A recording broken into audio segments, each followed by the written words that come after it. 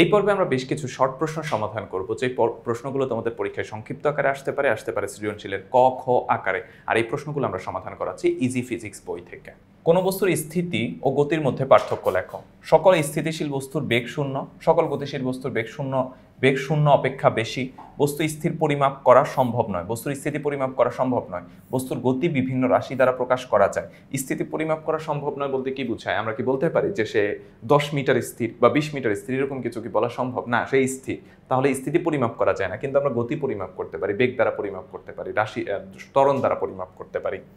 মহাবিশ্বের কোনো বস্তুই পরম স্থিতিশীল নয়, মহাবিশ্বের সকল বস্তুই গতিশীল, কিন্তু সেটা আবার কিন্তু পরম গতিশীল নয়।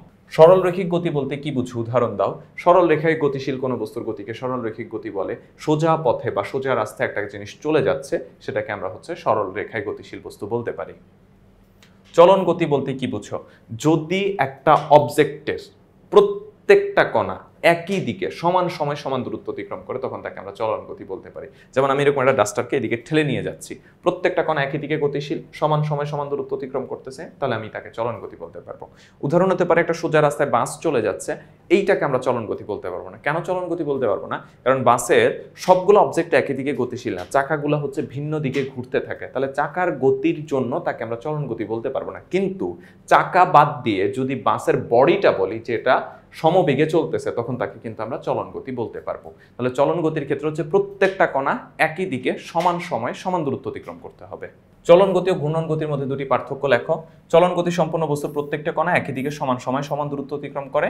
ঘূর্ণন গতি সম্পন্ন বস্তু প্রত্যেক কণা সমান সময় সমান দূরত্ব অতিক্রম করে না, কারণ সে ধীরে ধীরে ঘুরলে, মানে প্রথমে 5 মিনিটটা দ্রুত, এরপরে ধীরে এরকম ঘুরলো, তার ক্ষেত্রে কিন্তু কোনো সমস্যা নাই। শুধু নির্দিষ্ট বিন্দু থেকে যদি সমদূরত্ব থেকে ঘুরে, তাহলেই তাকে আমরা ঘূর্ণন গতি বলতে পারবো। কিন্তু চলন গতির ক্ষেত্রে অবশ্যই সবগুলা কণাকে একই দিকে সমান সময় সমান দূরত্ব অতিক্রম করতে হবে।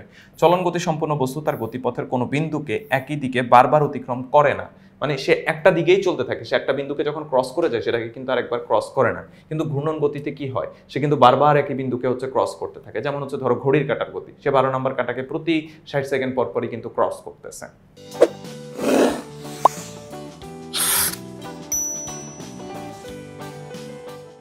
পর্যাবৃত্ত গতি কি?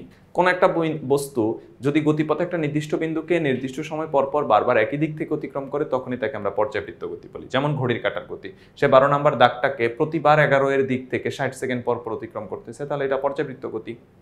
পর্যাবৃত্ত গতি ও স্পন্দন গতির মধ্যে পার্থক্য লেখো। পর্যাবৃত্ত গতি কোনো গতিশীল বস্তু কণা গতিপথে নির্দিষ্ট বিন্দুকে নির্দিষ্ট সময় পর পর একই দিক থেকে অতিক্রম করে।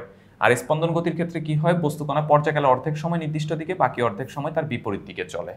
সকল স্পন্দন গতি পর্যাবৃত্ত গতি, কিন্তু সকল পর্যাবৃত্ত গতি স্পন্দন গতি নয়। ঘড়ির কাঁটার গতি, সূর্যের চারদিকে পৃথিবীর গতি পর্যাবৃত্ত গতি। সরল দোলকের গতি, কম্পনশীল সুরশলাকার গতি স্পন্দন গতির উদাহরণ। সরল দোলকের গতি স্পন্দন গতি কেন? কারণ সে পর্যায়কালে অর্ধেক সময় একদিকে, বাকি অর্ধেক সময় পূর্ব গতির বিপরীত দিকে গতিশীল থাকে, তাই এটা স্পন্দন গতি। কারণ স্পন্দন গতি হওয়ার সংজ্ঞা পর্যায়কালে অর্ধেক সময় একদিকে, বাকি অর্ধেক সময় পূর্ব গতির বিপরীত দিকে গতিশীল থাকবে। রাশি বলতে কি বুঝো? ভৌত জগতে যা কিছু পরিমাপ করা যায় তাকে আমরা রাশি বলি। সময় পরিমাপ করতে পারি, দৈর্ঘ্য পরিমাপ করতে পারি, স্মরণ পরিমাপ করতে পারি, ভর পরিমাপ করতে পারি, এগুলো রাশি। কিন্তু আবেগ, অনুভূতি, কান্না, কষ্ট, এগুলো পরিমাপ করা যায় না, তাই এগুলো রাশি না। স্কেলার রাশি আর ভেক্টর রাশির দুইটা পার্থক্য লিখতে বলা হয়েছে।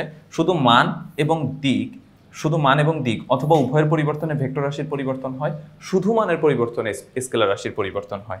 দুটি ভেক্টর রাশির মধ্যে কোনটির মান শূন্য না হলেও তাদের গুণফল শূন্য হতে পারে, কিন্তু দুটি স্কেলার রাশির গুণফল কখনো শূন্য হতে পারে না যদি না অন্তত এদের একটির মান শূন্য হয়। আচ্ছা, এর নিচেরটা তোমাদের একটু বুঝতে সমস্যা হবে, তাহলে তোমরা এটা করবা এইভাবে যে রাশিকে সম্পূর্ণরূপে প্রকাশের জন্য মান ও দিক উভয়ের প্রয়োজন তাকে ভেক্টর রাশি বলে, আর শুধু মান দ্বারা যে সকল রাশিকে সম্পূর্ণরূপে প্রকাশ করা যায় তাদেরকে স্কেলার রাশি বলে। মান ও দিক উভয়ের পরিবর্তন হলে ভেক্টর রাশির পরিবর্তন হয়, শুধু মানের পরিবর্তনে স্কেলার রাশির পরিবর্তন হয়। অর্থাৎ এই ব্যাখ্যাটার এই পার্থক্যটার সাথে ডেফিনেশনটা দিয়ে দিবে আর একটা পার্থক্য হিসাবে। দূরত্ব সরণের মধ্যে পার্থক্য লেখো। যে কোনো দিকে বস্তুর পারিপার্শ্বিকের সাপেক্ষে অবস্থানের পরিবর্তনকে দূরত্ব বলে, আর নির্দিষ্ট দিকে পারিপার্শ্বিকের সাপেক্ষে অবস্থানের পরিবর্তনকে আমরা সরণ বলি। দূরত্ব স্কেলার রাশি, সরণ ভেক্টর রাশি। দূরত্বে শুধু মানের পরিবর্তন হয়, সরণের ক্ষেত্রে মান বা দিক উভয়ের পরিবর্তন হয়। তো এটাই ছিল এই পর্বে সংক্ষিপ্ত প্রশ্নগুলোর সমাধান। আশা করি তোমরা বুঝতে পেরেছো। যদি কোনো প্রবলেম থেকে থাকে তাহলে বইয়ের মধ্য থেকে কিন্তু তোমরা সেগুলো আরও একবার দেখে নিতে পারবে। এই প্রশ্নগুলো আমরা সমাধান করাচ্ছি ইজি ফিজিক্স বই থেকে। যারা ইজি ফিজিক্স বই সংগ্রহ করেনি খুব দ্রুত সংগ্রহ করে ফেলবে।